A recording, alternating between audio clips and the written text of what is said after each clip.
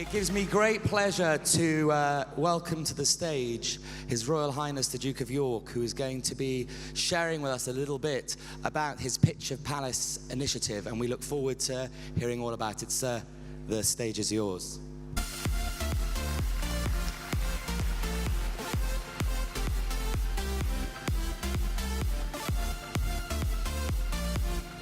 I'll use them. You didn't give me a head mic, so I'm going to use this instead. Minister, ladies and gentlemen, first of all, it's an enormous pleasure to join you today, just to not only join you and find out what is going on in Southeast Asia, but I, like many of you, have overseen over the last 4 years a startup organization of my own called Pitch of Palace. What I'm trying to achieve is to showcase global excellence in innovation and businesses that are using entrepreneurial and enterprising techniques to change the world. I've had the privilege of listening to two very inspiring talks this morning. The first from the Minister on how Singapore is placing itself at the nexus of innovation, and what Singapore as an entity, as a business, as a government, as a country, how it can make a difference to all of you and to me. But I've also listened to an outstanding man from Grab, who has the drive, the ambition, and the need to change people's lives. I've had the privilege of working with Unbound over the last few years as both Unbound and Pitch has grown. And as I have showcased around the world, and I have to say that what started out as a small event in the United Kingdom has now grown to a global network of entrepreneurs networking and conducting business with each other and with people like yourselves.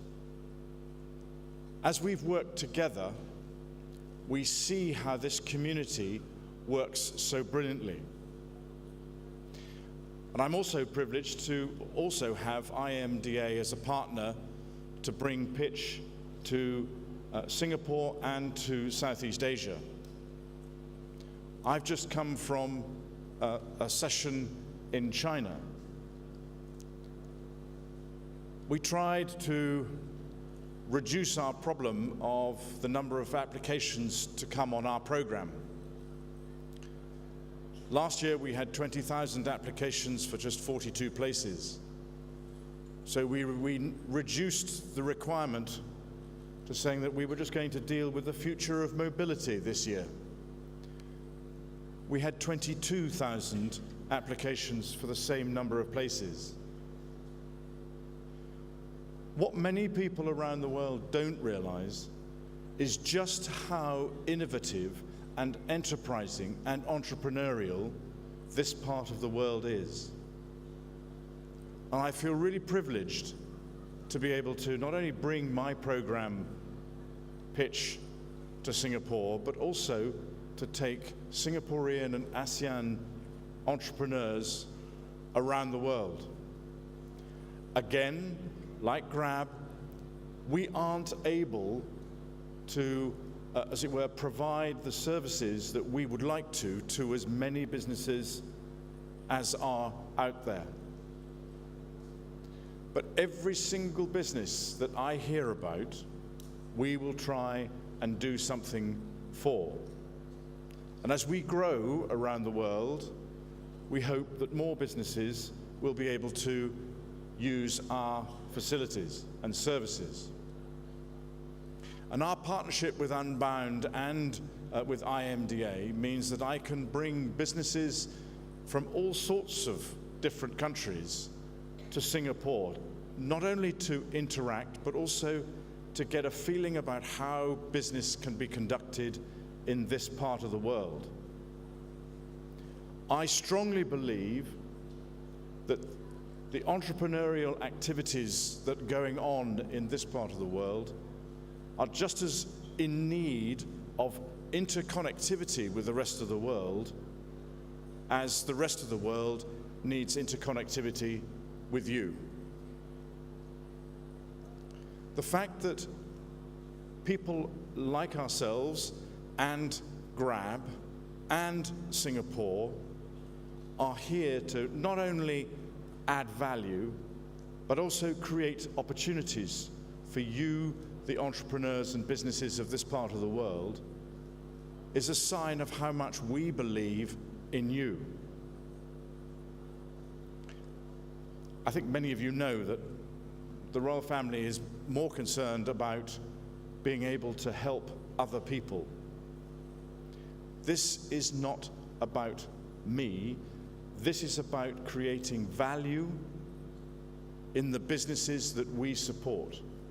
If those businesses succeed, then we succeed alongside you. If we can get our businesses to go around the world, and Unbound are helping us in doing that, then we are doing those businesses a service. There's one other thing that I have taken away from just the two talks that we've had this morning. There is an increasing sign of a divide between the entrepreneurial haves and the have-nots. Businesses like Grab, who are getting a hold of this problem by the scruff of the neck and making commitments to try and change the lives of over 100 million people, that's the sort of thing that we want to see from entrepreneurs, because you can do it. That is the thing that I find most encouraging. So I'm certainly going to be taking a leaf out of Grab's book. And if there's more that I can do, then there's more that you can do, and there's more that we can do. Pitch has only been going for 4 years. We've done about $1.5 billion worth of investable activity in those starting and scaling businesses over that period of time. As we grow, we need to have more connections. We need to build more capability for our entrepreneurial alumni to be able to interconnect and work together. And Unbound is one way of being able to deliver more activities for our businesses. But if we are going to be a successful global economy, it is going to come down to how we activate enterprise and how we encourage people to be entrepreneurial. It is going to take governments like Singapore's to create the conditions for that to flourish. It is going to take people like Tony Tan to change the way that we look at enabling people to be entrepreneurial and successful. The pride that I see in businesses when they are successful and when somebody comes along and gives them help. In most cases, what we find is that if you can find somebody to mentor a business, then that is what is going to make the most difference. And as you've heard again, the people who get mentored truly appreciate the time and effort. So we want to create a larger community of mentors. Many of the big businesses that are represented around this conference this week, they've got people within their organization who need growing themselves. Make them or encourage them to be mentors of entrepreneurs. They've got the knowledge, but they also need the experience to grow themselves within their business. So I encourage everybody to look at the entrepreneurial world in a slightly new light. One that is determined to change the world. Yes, it will be disruptive, but don't be frightened of disruption. Disruption can be collaborative as well. So the more that we can do of this, the more businesses and the more opportunity is going to be created. And just by listening and following the two examples that we've heard this morning, one from a government that is creating the conditions, one from a business that is determined to make a difference himself, the combination is going to be utterly undefeatable. I wish you all in your entrepreneurial activities every success. And if pitch at some point can be of help, then please get hold of my office in the UK, and I'm sure that we can help you. Thank you all very much indeed. Thank you, sir. Thank you very much. Right. Unfortunately, our ministerial delegation are going to shortly have to take leave. But whilst we do, I know we have some wonderful entrepreneurs from the Pitch program who are going to be sharing a little bit of insight. So please take the stage.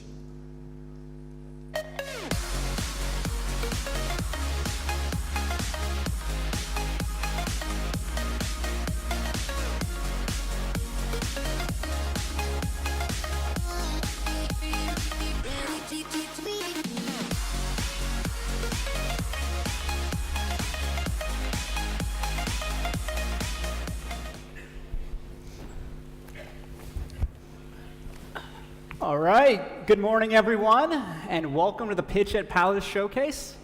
Thank you, Your Royal Highness. Thank you, ministers. Thank you, gentlemen. Thank you. Thank you. My name is Joe Escobedo, and without further ado, let's get started.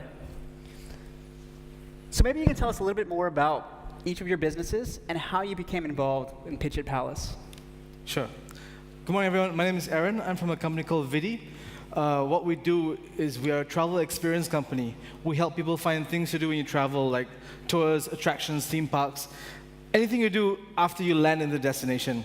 So we got involved with Pitch at Palace shortly after we closed an initial seed round with an investor. And they said, hey, there's this thing called Pitch at Palace. It's coming to Malaysia, and you guys got to check it out.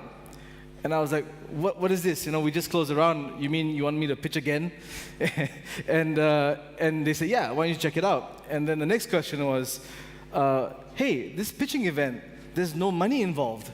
It's just to pitch. Why would anybody want to do this? And I guess this is a very Asian thing, right? We all like, no money, why, you know?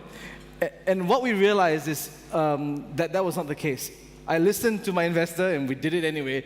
One Pitch at Palace in Kuala Lumpur, and then went over to do Pitch at Palace Global in 2016. What we find is that it's been a transformative experience for us. After Pitch at Palace, we started talking with AirAsia and Tony Fernandez, and AirAsia has acquired a 50% stake in our business since that event. So it's been a really amazing ride for us. All right. All right. Hi, I'm Andrew Foyle from a company called Miappi, and we're in the digital marketing space where we look for what we call social proof. So we're typically looking for user-generated content that helps our brands more effectively promote what they're doing. So rather than them saying, you'll have a great time coming to, let's say, the London Eye or Madame Tussauds as a couple of our clients, instead we're looking for people like you who have gone to Madame Tussauds or gone to the London Eye, taken some interesting photos, posted some interesting comments about it on social networks. We'll find that, we'll ask you if we can use that content, and then our brands can use it in their various assets like websites, email campaigns, everything like that on a fully consented basis. And for us, you know, pitch has been a great experience. We did it back in 2015. We're one of the early companies in the process in the UK. And it's worth noting that although we were a finalist in pitch, we weren't actually a winner the year that we did it, yet here I am sitting on a stage in Singapore speaking to all of you, and it shows the sort of the power of the community and the family that the Duke of York is trying to build with Pitch, where he is genuinely bringing the alumni together and getting us to network with all the various people involved. And again, similarly to your experience, I mean, we've just won a major contract with Unilever on a global basis, and I'm sure that some of that framework agreement has come out of the fact that we've been involved with Pitch and being able to network with people and so on. So, if you've got businesses, and although there isn't money involved, you're right, everything else that comes with it significantly outweighs the fact that you're not going to get investment, but you're going to get a great network from it. Hi everybody, I'm Adam Durant and I'm founder and chief executive of Satavia. And we are one of a new breed of decision intelligence companies, and our mission is to make aviation smarter. So what we do is we track the exposure of any aircraft anywhere in the world to contaminants like dust and air pollution during flights. And we work with engine manufacturers like Rolls-Royce and airlines to make maintenance planning more efficient and flight operations less expensive. So effectively, our technology is a virtual sensor. We use big data and advanced analytics, and in the absence of actually having sensors on aircraft, we're able to quantify what an aircraft has been exposed to.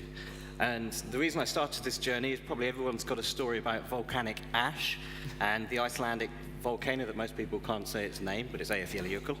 I ended up working with EasyJet and Airbus, and that set me off on this journey. But being a small fish in a large pond of corporates, it was very hard to actually get an audience with some of the large corporates, like Rolls-Royce, and so I entered Pitch at Palace. I was a finalist. I didn't actually make it to the final event, but that didn't matter because I was able to meet the chief technology officer of Rolls-Royce. And then that set us off on a series of proof of concepts with them. Most recently, it's just been announced by the UK government. We're a partner on a project called DISA, funded by the Aerospace Technology Institute. It's a £7 million project focused on icing and how ice crystals pose a hazard to aircraft during flight, and so this is very pertinent for the region. So without Pitch at Palace, I wouldn't be here today either, and we certainly wouldn't be in the position that we're in terms of customer revenue and government support. So I encourage everybody to look up Pitch at Palace and get involved. Hi, my name is Vaz. I'm the CEO Director of Credence Genomics. We are a clinical genomics testing company based out of Sri Lanka. And what we do is we take local and global healthcare problems and we build diagnostic tests that are accurate, fast, and cost-effective using the latest technology. We then use unique approaches to chemistry, machine learning and algorithms, and clinical application. We then franchise this out to partner labs across the region. We're in 2 countries now. And my story with Pitch is very interesting. I had just been invested by a healthcare consortia, and they said, why don't you try Pitch? And I said, just like Aaron here, why am I trying to do this now? And they said, no, go ahead. And no one even knows who you are outside this island. So I then sent in my application, and I went for Pitch at Palace Commonwealth, so I think I'm the youngest of the alumni here. And then from that point on, we've had people asking us for looking at licensing and franchisee rights across various healthcare institutions. So it's been very good, a good experience. And as we were all talking about, it's more about the network and the alumni and being able to talk to each other and reach out to even the Pitch at Palace team when you want to talk to somebody. And it doesn't only end with the event, it keeps going on. And I'm personally very proud to be part of the alumni, and I'd encourage everyone to do it. Hi, my name is Prask Sutton. I'm the chief exec of a company called Wi-Fi. What we've done is we've engineered and we continue to develop a relevancy engine, which takes everyday digital experiences and it makes them contextually relevant and personalized. So I found out about Pitch because a lot of my peers in London, fellow entrepreneurs, were talking about it quite a lot. It's held in very high esteem. and I was part of an accelerator called Wyra, run by Telefonica. And a lot of the Wyra companies were applying to pitch, and in cohorts previous to the one that I was a part of, they found it incredibly helpful, and as some of the chaps have said, transformative for their businesses. So as soon as it came along, and I felt that our company was at that sort of stage where we could really benefit from all of this network and everything that this network brings, I put myself forward and again got through to pitch at the actual Palace, which in and of itself was an absolutely phenomenal experience. All right, thank you, gentlemen. So a couple of you have mentioned that one of the advantages of pitch is the network that you've been able to expose to. Maybe you can share some of the examples in which you successfully leveraged the network at pitch. Well, I can certainly say that as a result of going to our very first event when we went to St. James's Palace, so having gone through the sort of boot camp phase, the Duke of York's private secretary before the event said, "Is there anybody that's coming along that you'd like to meet?" And she said that to everyone that was going. And I said, "Yeah," I listed a few people, and one of them was a person from Aberdeen Asset Management. And it turned out to be the CEO, so he's running the whole of Aberdeen Asset Management. As of that one meeting at pitch, we basically agreed a deal there. We signed it within a few weeks, and that was worth a lot of money to us commercially, but in terms of the PR value of saying we'd been working with Aberdeen Asset Management was significant, and that was the very first thing we were formally involved with at pitch. So, straight away, right out of the box, we got a win from it. Yeah, I can attest to that as well. We had launched for a couple of months before we did pitch, just about the PR story, and we'd been in several tech journals and publications, right? But the second we won pitch at Palace, suddenly my grandmother knew what I was doing because we appeared in local papers and local TV, and it's because of the platform that's in, it really gets you that kind of notoriety, and almost that people know, oh, you won pitch at Palace, you went to St. James's Palace, you did the pitch there. So it kind of did that as well. And to the point of the network, really a lot of startups forget how important having a network is. I mean, it led us to AirAsia, and it led us to Tony and getting that deal done. When I was young, my dad would always tell me that being successful is not about what you know, it's about who you know. But as startups, we all forgot this. We think it's all about the VC fund and about the next round you're raising and about some clever digital marketing strategy. But really, pitch actually gave us a platform to meet a whole bunch of people we never would have met otherwise. Yeah, I could also add, I've been part of the Pitch at Palace journey as it's scaled up and gone global. And so as alumni, we get sometimes invitations to join events like this event here in Singapore. And so Satavia is in the process of now focusing on airlines, and we're trying to meet and work with friendly airlines. So I'm really hoping to meet Tony Fernandez if he's here. We're trying to bring a new product to the airline market that could potentially offer a lot of value. And by being able to join these events, I've gone to the Middle East a couple of times. I've spoken to lots of airlines in the Middle East now. We've got meetings planned here in Singapore. So it's been really good for that kind of innovative product development. Right. And I think one of the important things is that even though you might go to pitch and it's in a single country, this global network is absolutely amazing. And for our business, because we deal in personalization, there's a huge cultural bias. But I've had this amazing opportunity to meet fellow entrepreneurs who are working in similar spaces and who have an in-depth understanding of this sort of technology. And that's really fed into our business. And it would have probably taken us about another 2 or 3 years to get to the point where we are today if I didn't have that opportunity. Yeah, and the Rolodex, we've had people writing that we did not even meet at the event because they'd heard about us or someone had passed on the message. And they'd even written from sometimes even government asking, because I'm in the testing business, how we can add value. And that's impossible to get when you just go in and look at just a straight VC type of approach. Now, it sounds like there's tremendous value that you guys have gained from the program, and each of you are successful alumni in your own rights. So what are some of the advice you would give to other entrepreneurs taking part in Pitch at Palace? I'd say it's the actual pitch itself is just the beginning. And once that initial event's over, for me, that's when the real value of Pitch at Palace and the network kicks in. And as people have said, the fact that we're all here today speaking to yourselves, it just shows the quality of the network and how transformative it can be for your business and turn you into a global player. So it really, the pitch at the beginning, as important as that is, it's just the beginning.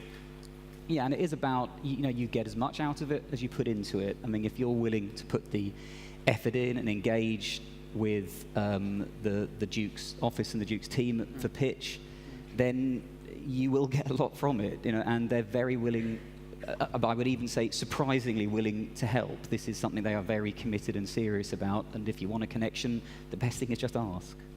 And I think that the pitch itself, it being 3 minutes, makes you to condense your business in such a way that you provide the actual value to every listener.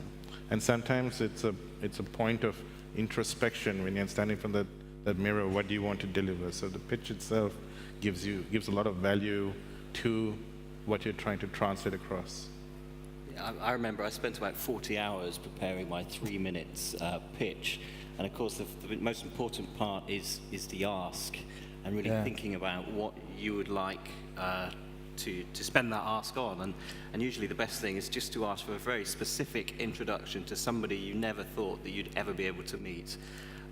Beyond the actual pitch, you stay engaged as alumni. You can actually start mentoring some of the other startups as they come through the program. So that actually is really rewarding as well. Okay. Last question. What's your best advice for making the most out of the networking? I'd say do your homework, and if you're looking to speak to specific people, then hunt them down and ask them specific questions. So if you put in that preparation, you'll get so much more out of it rather than trying to sort of maybe meet too many people and keeping it quite generic. So yeah, I think. Yeah, when you get into Pitch at Palace, before the pitch, they give you a sheet of paper, and the sheet of paper has the people who are coming, like 300 of the top captains of industry, people very influential, possibly investors, possibly partners or customers even, who will be in the room. And every company, what you should do is just go through that list and do research, because after the pitch, that's when the social activity happens, the networking happens. And if you meet them for the first time and you don't know anything about them, that's kind of embarrassing and you don't really get the most out of it. So I think that's really important as well. And also make use of the alumni, because this network is great.